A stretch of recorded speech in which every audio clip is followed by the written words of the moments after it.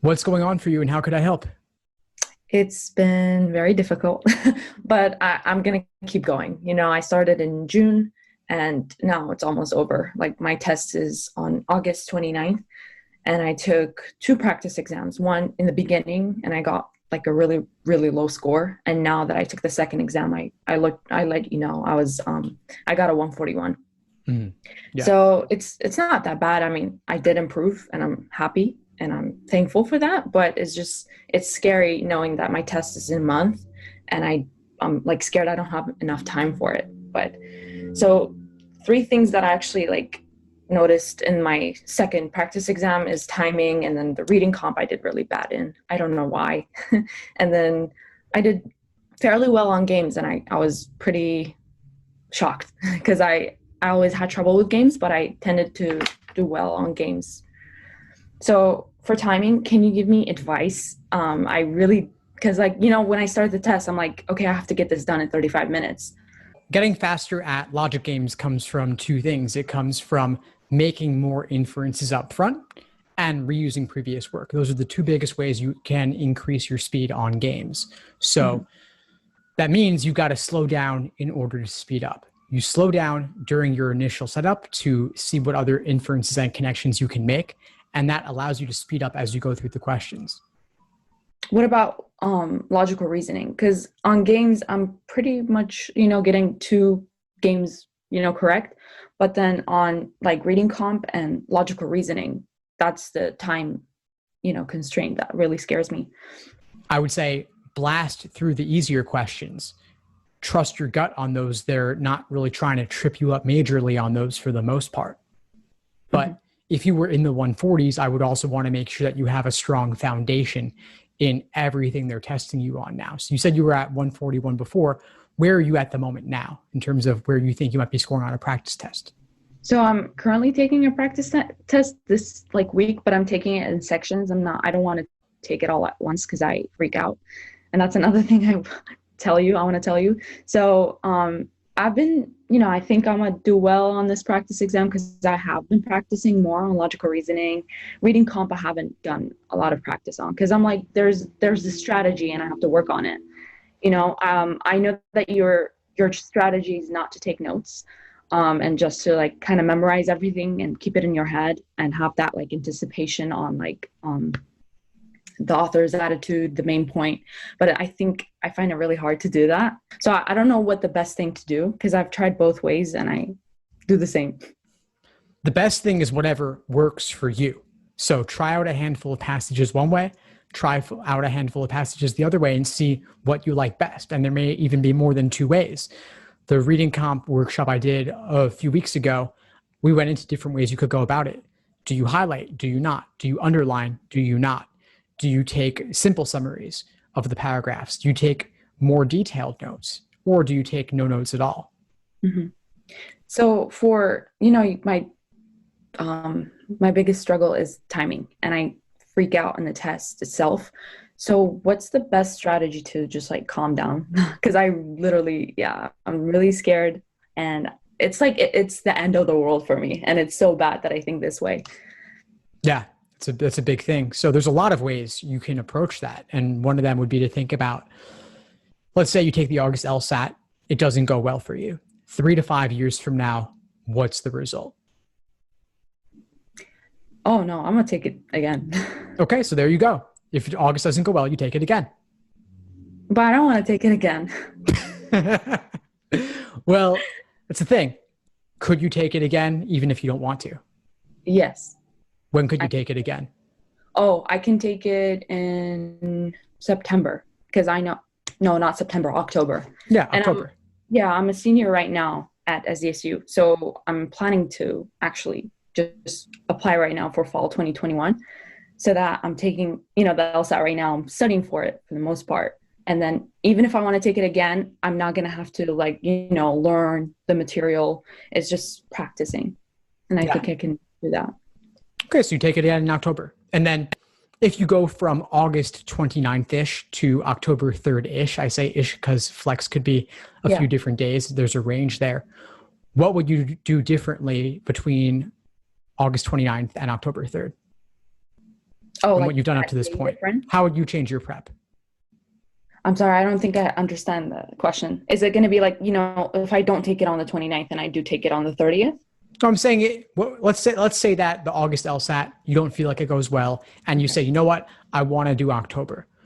What will you do with that additional month? Is there something that you feel you could be doing, but that you don't have time to do between now in early August and the end of August?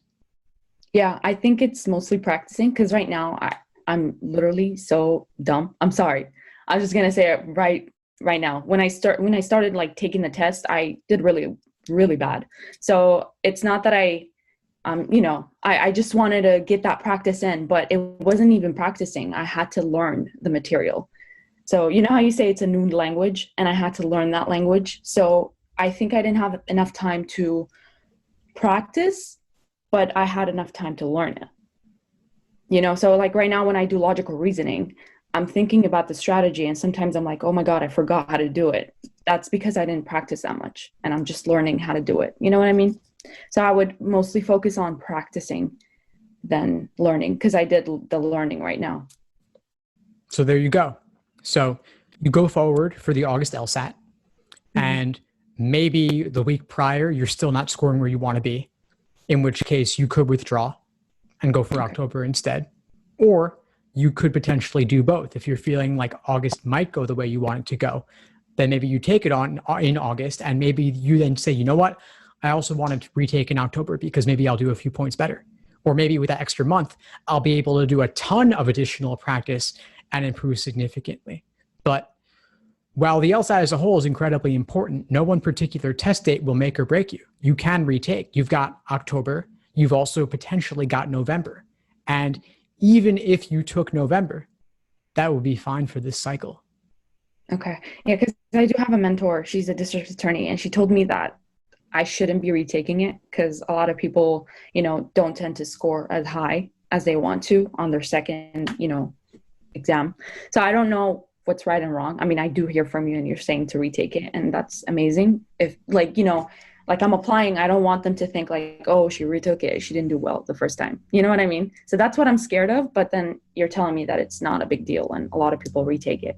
I mean, So I I should. don't want I don't want the district attorney to put me in prison. I don't think she has jurisdiction over New York, but I'm going to disagree with her on this one, and I'll say let her prosecute people. Let me talk about LSAT and admissions policies because Okay. retaking is totally fine. People do Okay. improve significantly, and if you don't improve significantly, maybe it's because you didn't change your prep approach. But there are ways to significantly improve on a retake with another month or two. Even if you didn't change your understanding at all, through luck alone, you could do a few points better. And then if you studied a ton over that next month or two, you could do astronomically better. And law schools only take the highest score. So there's a lot of reason to retake. Okay. Okay. So I don't know. I think I have 5 more minutes. I'm gonna, take the time. Sure. For days, should I be set? I know you said to take the time to actually set up like different scenarios or diagrams, you call them. So should I be setting them up? Because I feel like I'm wasting a lot of time. I'm like, you know what? Let me just dive into the questions. That's my main point. Like I get so scared of the timing. I don't want to even look at it. If you just dive into the questions, how are you going to approach them? So I write the rules down and then I just go based on the rules. It's so bad, but I actually do well. Like I don't mess up. Sometimes I do, I get like a few questions wrong, but then I'm getting most right just Well, you're based on getting the. them right. You're getting high accuracy, but you have been asking me a lot about timing. Yes. So what's the problem with this approach? Diagrams. Well, the Should I? problem is that you need diagrams Mhm. and you're not solving the questions quickly enough. Yeah. You're asking about timing, and we talked earlier about efficiency. Hmm. So, let's say, for example, if we wanted to do multiplication and we could say, what's 4 times 3? Well, that's 4 3 times. So you could add 4 plus 4 plus 4. Hmm. That's slow, but it's still accurate. Yeah. So accuracy is nice, but on a strictly timed exam like the LSAT, you need speed, which means you actually have to know how to multiply. And making inference is kind of like multiplying rather than adding. It's astronomically faster. Hmm.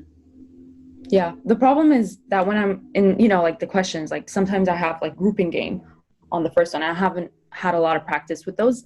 So I'm not sure if I'm supposed to do diagrams or not. So I just write the rules. I'm like, you know what? I'll just slow down on the questions and just take my time with it.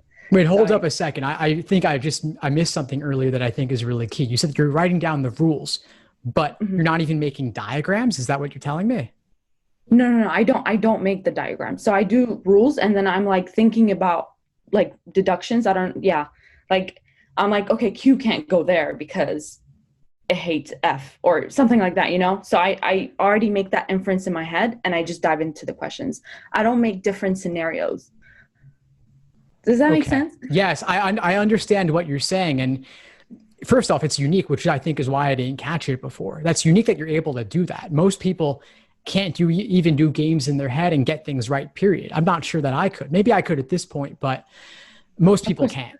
No, I don't know. I haven't even really tried it just because it seems like it would take so long. So the Yeah. fact that you can do it, being a lot newer to the LSAT than I am, is super impressive. The Yeah. thing is that there is a certain load, there is a certain point at which it's going to come back to you. Yeah.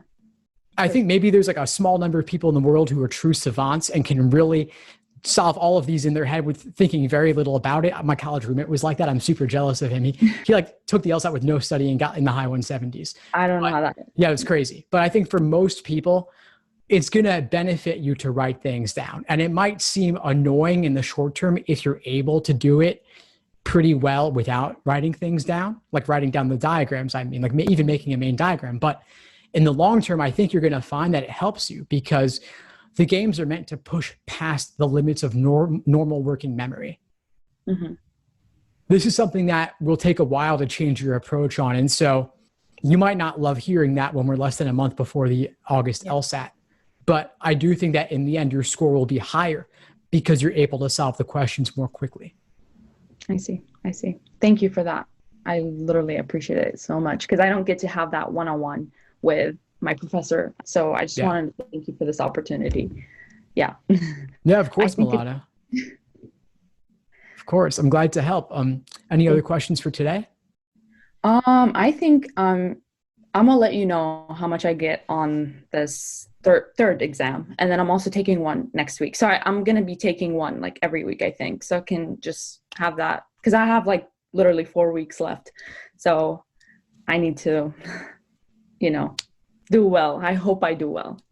Yeah, just give it your all over these next 4 weeks. Take a timed exam, review it in depth, and Okay. then think about changing your approach in a couple of those key areas like we talked about, like trying out different reading comp strategies, trying to actually draw diagrams for logic games. And there's a lot of different ways to go about it. You'll find what works best. But be open to changing your approaches. I think that could unlock a lot more for you. I mean, it's the fact that you're able to do these things in your head shows me that you're capable of scoring really well on this exam. And the fact that you're not scoring where you want to be, I think, is because you haven't tried out some of these other things, like Yeah. making the diagrams, like drawing out local scenarios. And then for reading comp, trying out a different approach there to see what ultimately will work for you. Okay. I'll for sure try these approaches and I'll let you know. Thank you Awesome. again. I swear. Yeah, of course. Of course. Before we sign off, what would you say is the biggest insight you got from our call today? Oh, everything. Literally. It's because I told you I don't have that one-on-one and like timing was really scaring me, but you're also giving me a lot of um, you know, things to work on. So you're saying like diagrams for games, trying different approaches for reading comp and just taking it slow because the slower I get to the questions, I mean, in a way, I'll get more right. So I just want to thank you again for that.